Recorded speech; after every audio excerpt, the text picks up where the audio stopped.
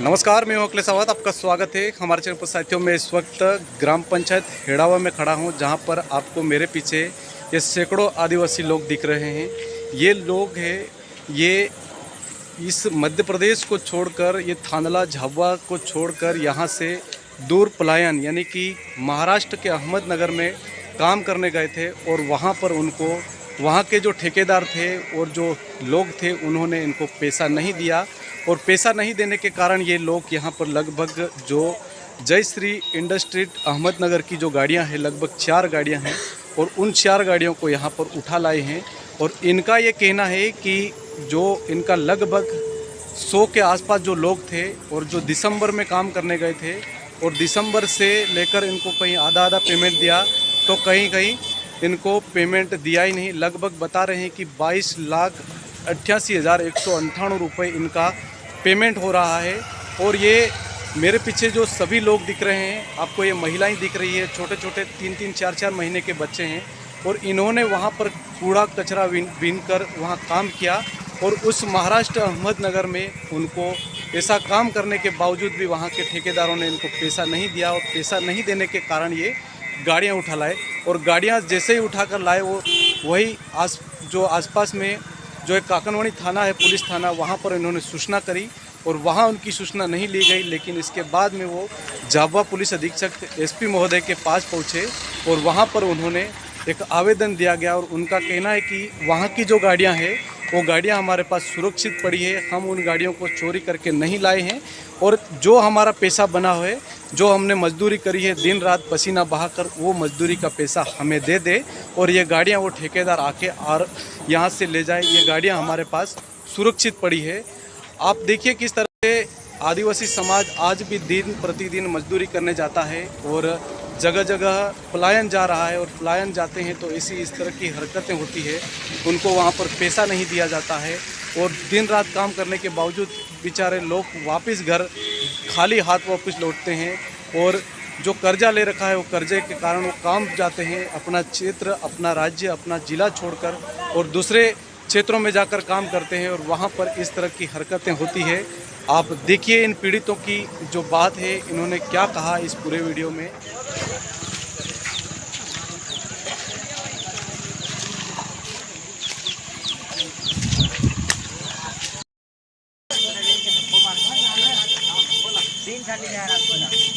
क्या नाम है आपका? नूरा बाबू। क्या समस्या है, क्या वास्तविक? अहमदनगर महाराष्ट्र में हम काम कर रहे थे। वहाँ रेगुलर 12वें महीने में गए थे हम। 40-45 ड्राइवर लेके 90 के आसपास लोग थे सब। तो वो 2-3 महीने लगातार पेमेंट दिया, और फिर बाद में आधा आधा पेमेंट दिया। चौथा महीने से आधे देने लगे। फिर बाद में तो 6ठे और 7वें का पेमेंट बाकी था। तो कहाँ काम कर रहे थे आप? अहमदनगर। अहमदनगर किस में, मतलब महाराष्ट्र में? हाँ, महाराष्ट्र में। तो ये जो गाड़ियाँ आप लाई हैं, ये गाड़ियाँ वहाँ की हैं? हाँ, वहाँ की है। मतलब कोई कचरे वाला काम, कैसा काम? कचरा वाला। ऐसा? तो कितने पैसे नहीं दिए आप लोगों को? करीबन 20-22 है। 20-22 लाख तक। 20-22 लाख रुपए। तो कितने एक महीने की पेमेंट एक ड्राइवर को एक गाड़ी पर कितनी थी? 28,000। तो ये सब ड्राइवर ही है? हाँ, ड्राइवर ही है। ऐसा? तो क्या क्या हुआ आपके साथ वहाँ पे? वहाँ पे क्या हुआ, ड्राइवर लोग जो निकल गए थे सब गाड़ियाँ लेके। और वहाँ फिर मारने कूटने की धमकी दी इसने। और वहाँ अंदर भी बुलाया। वो एक दिन मेरे पास मेरी लड़की साथ में थी, इसकी वजह से मैं बच गया। वो मारने के लिए बोल रहा था कि इसका तेरे को मार के फेंक दूंगा, ये कर दूंगा, ये कर दूंगा।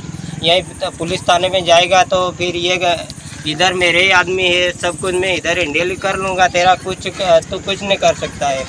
मेरे बड़े भाई और वो आए थे, तो इसने बोला कि पेमेंट का बोला मेरे बड़े भाई ने। तो वो बोल रहा कि तेरे भाई भी क्या कर लेगा, ऐसा तो इसको भी धमकी। तो आप वहाँ महाराष्ट्र में आपके इतना संपर्क कैसे हो? कौन ठेकेदार था? यहाँ से आपको ले गए कि आप खुद गए? क्या है वहाँ आगे खान भाई था। खान भाई नाम, पूरा नाम जो ठेकेदार है? खान पठान भाई है। इसने बबलू भाई से कांटेक्ट करवाया, और बबलू भाई ने मेरे को रखा वहाँ पे। सब कोई ड्राइवर मजदूर मैं ही हैंडल कर रहा था वहाँ पे। वहाँ पर? हाँ। पेमेंट का बोलता है तो वो क्या बोलता है कि पेमेंट का बोलता नहीं, वो बबलू भाई से बात हो गई। कौन वो कहता पठान? हाँ नहीं वो सागर भाई। सागर भाई वो हाँ। फिर दूसरा? हाँ वो वहाँ का चेट है वो। ऐसा? हाँ। ये गाड़ियाँ आप लाए तो वहाँ क्या आपने कोई बताया था? ये समझिए है कि ये क्योंकि हमारा छोटा पापा ऑफ हो गया था बराबर, तो हम इधर आ गए थे। वो वहाँ पे ड्राइवर था ने वो लोगों को धमकी दी थी, ऐसा कर देंगे वैसा कर देंगे, तो लोग फिर डर गए सब। और फिर वहाँ काम में वो लोग लाए के वहाँ दूसरा मकरदम कोई मजदूर ड्राइवर सब कुछ वो फिर दूसरा ले आया। 20-22 लाख रुपए हमारे बचे हुए तो भी वो जबरदस्ती वहाँ ड्राइवर मजदूर ले आया। और भी ये लोगों को वो बोला कि आज के दिन गाड़ी चला लो, कल चाबी रख देना। तो फिर ये लोग ने समझा कि अब तो पेमेंट देने वाला नहीं है। फिर ड्राइवर ने सोचा कि चलो गाड़ियाँ लेके, मेरे को भी बताया ने, और वो लोग लेके भाग गए। तो गाड़ियाँ लाने के बाद आप कहाँ गए थे? यहाँ अपने जिले में कहाँ गए थे आप? कहाँ गए थे आप? तो वहाँ पर आपने बताया था कि हम गाड़ी ले, सूचना दी थी मैडम ने नहीं।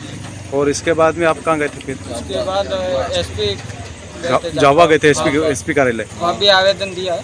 दिया? तो आप महाराष्ट्र से वहाँ से आए, वहाँ कुछ दिया था या नहीं दिया आपने? उधर नहीं दिया, उधर उसने धमकी दी मारने की।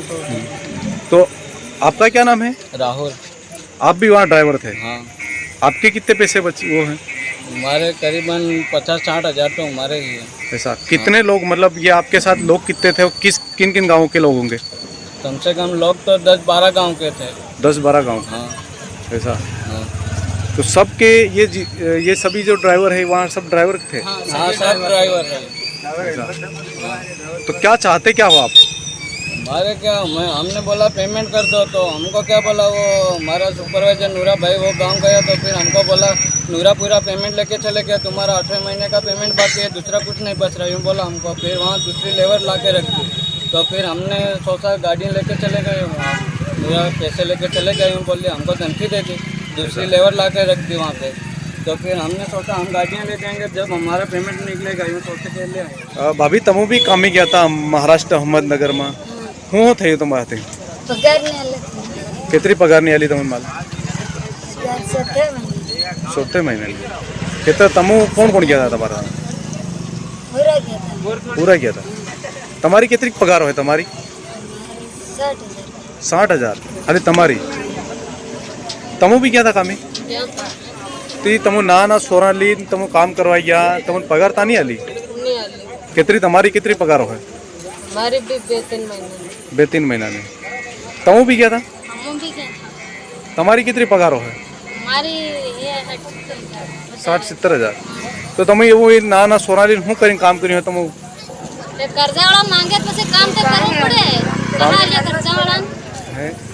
તો તમે 360 રૂપિયા કેમ નહીં લ્યા તમને? ये आधा हालता ने कोली वताड़ता 1 तारीख की आलू 5 तारीख की आलू कोई कोली वताड़े ना मो घेर ना है यहाँ पगार नहीं आली। તે તમો જैसे गाड़ी तमो सब ट्रेन बड़ी तुम पगार ली ना है क्यों हम के तो मकरदम कौन है? तो नूरो नूरन नाम माथे पड़े? नूरन बबलू ने पुरन वाले क्या पगार हम के तो एम वो तनो के लियो के 1 महीने नहीं बाकी है हम के तो तानो जो सेट एम के हां तीना पैसा नहीं आल्या? कहाँ ले पगार नहीं आली पण एम के तुम लेके तुम्हारे तेरे पगार हम करे ना मना के तो बस लेना है गाड़ी ली नहीं है तो आओ तुम हो क्या चाहो मैंने गाड़ी तुम लिया यार? गाड़ी तुम्हारे ले जाओ હું નામ है તમારું? लिल्ली લુલ્લી. તમારું? कमित्रा તમારું? बकरी इन्हें भाभी ना? ठीक. ये जो लोग गाड़ियाँ लाए हैं आप लोग पर क्या क्या आरोप लगाए हैं? मेरे ऊपर ये आरोप लगाया कि जो पहले 4 लाख रुपए डाले थे बीच में, तो मैं वहाँ पे गया था नगर में, तो मेरे को बोला कि तुम आ जाओ तुम्हारा पेमेंट हो जाएगा। तो मैं तभी गुजरात में खड़ा था और गुजरात में हम लोग का धंधा चलता था, और उसने वैसे करके मेरे को बुलाया और उसने ये मैसेज डाला था 1,80,000 का कि तेरे अकाउंट में पैसे आ गया। मैंने वो मैसेज का ध्यान नहीं दिया, आ गया तो पैसा फिर मैं क्यों डिस्टर्ब करूँ ये लोग को। तो मैं नगर में जाके मैंने अकाउंट चेक किया कि अब जाऊँ मैं ये लोग का जो भी है ये पेमेंट मैं कर दूँगा। उनकी वजह से मैं वहाँ पे गया तो वहाँ पे पैसे नहीं थे। तो फिर मैंने सेठ को क्या बोला कि सेठ मेरा अकाउंट में पैसा नहीं है। तो मेरे को बोला कि तू 10 मिनट 15 मिनट रुक जा, ने तेरा मैसेज सही ढंग से तू चेक कर। तो मैंने फिर भी चेक किया तो फिर भी मेरे को क्या बोला होगा, बीच में तेरा पैसा कहीं अटक गया होगा। तो फिर मैं एक दिन छोड़ के तीसरे दिन मैं उनके सेठ के पास फिर गया, तो फिर उसने बोला कि मैं करवा दूंगा, टेंशन मत ले।